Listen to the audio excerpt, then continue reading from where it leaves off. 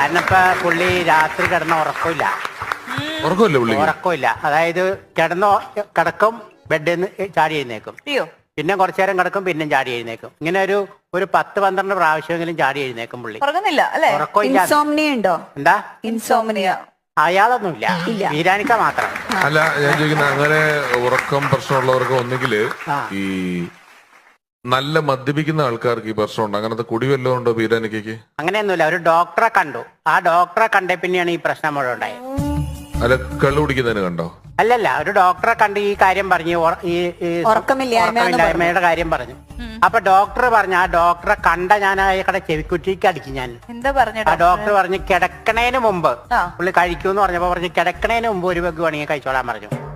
അപ്പൊ പുള്ളി കിടക്കും, എഴുന്നേക്കും, എന്നിട്ട് ഒരു പെഗ് കഴിക്കും, പിന്നെ കിടക്കും, എഴുന്നേക്കും, ഒരു പെഗ് കഴിക്കും. അങ്ങനെ നേരം വെളുക്കുമ്പോഴേക്ക് ഒരു 12 പെഗ് പുള്ളി കഴിച്ചിട്ടുണ്ടാവും.